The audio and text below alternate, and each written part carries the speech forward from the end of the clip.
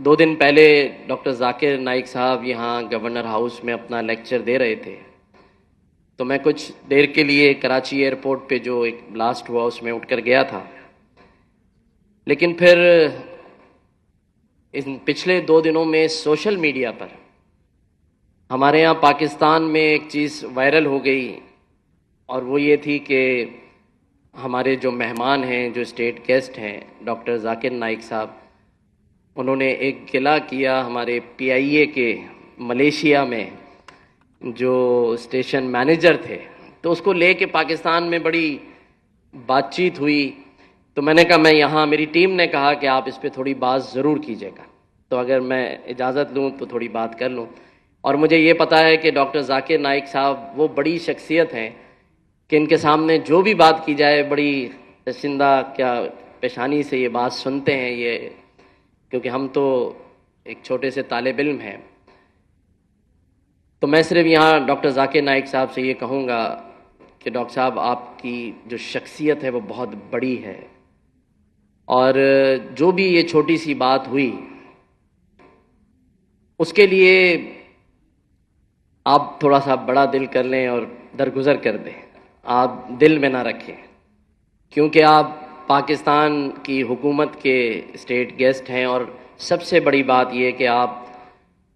جس اسلام کے پیغام کو پھیلانے کے لیے نکلے ہیں اور لاکھوں لوگوں کو مسلمان کر چکے ہیں، وہاں اسلام کے کام کے لیے آپ نکلے ہوں تو 500-600 کلو سامان جو آپ چھوڑ آئے اسے بھی درگزر کر دیں، اس لیے کہ جس مقصد کے لیے آپ نکلے ہیں وہ بہت بڑا ہے،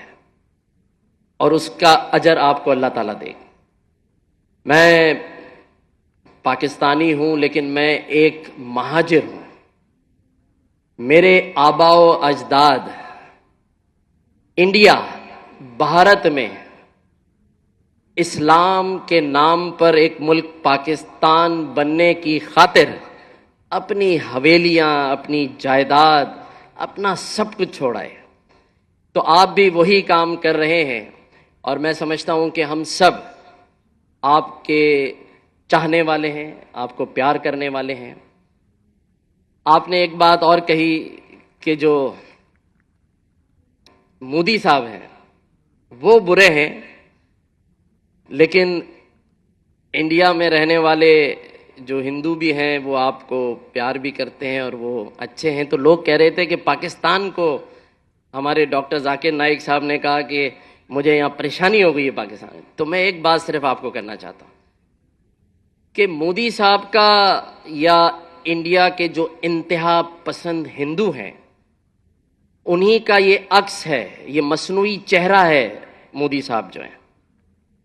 یہ وہ انتہا پسند ہندو ہیں جنہیں انہوں نے تیسری بار وزیر اعظم بنوایا ہے،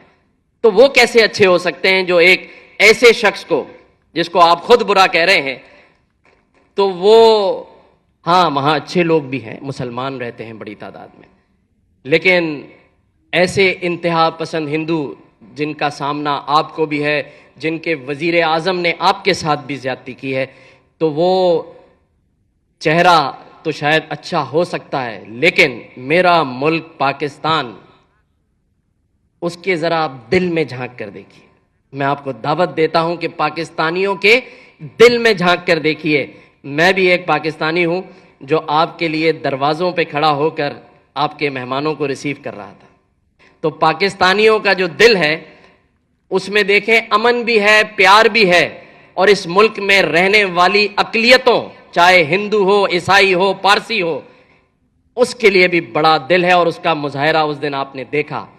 کہ آپ کے لیے یہاں سارے ہی مذاہب سے تعلق رکھنے والی شخصیات کے ساتھ ساتھ تمام ہی مسالک سے تعلق رکھنے، مسلک سے تعلق رکھنے والی شخصیات بھی یہاں موجود تھیں، اور آج بھی لوگ چاہتے ہیں یہ جو سیکیورٹی ایشوز اگر نہ ہوتے تو ہم، اگر انڈیا میں 10 لاکھ کا مجمع تھا تو ہم یہاں آپ کو 25 لاکھ کا مجمع کر کے دکھاتے ہیں۔ تو میں یہی سمجھتا ہوں کہ آپ کی عزت میں کوئی کمی نہیں، نہ کوئی کر سکتا ہے،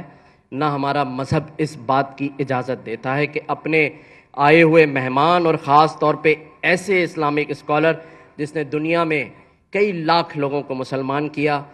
عزتوں کا مالک اور وعدہ اللہ کا ہے. اور اس کی مثال ہم نے دیکھی کہ جو شخص تخت پر بیٹھا تھا، جسے ہم یزید کہتے ہیں، تخت پر بیٹھا تھا، تخت کا مالک تھا، لیکن آج پوری دنیا میں کوئی مسلمان اپنے بیٹے کا نام یزید رکھنے کے لیے تیار نہیں ہے. اور جو تختہ دار پہ تھے امام حسین اور امام حسن، آج ان کی محبت میں لوگ اپنی اولادوں کا نام رکھتے ہیں. اور آج جو مقام اور جو عزت اللہ نے انہیں دی، یہ کہتے ہیں اللہ کا نظام کہ جسے اللہ چاہے عزت دیتا ہے. آپ کو اللہ تعالیٰ نے بہت عزت دی ہے. ہم آپ کا شکریہ ادا کرتے ہیں کہ آپ نے پاکستان آئے، انتخاب کیا. ہمارے لیے قابل عزت اور آپ احترام ہیں.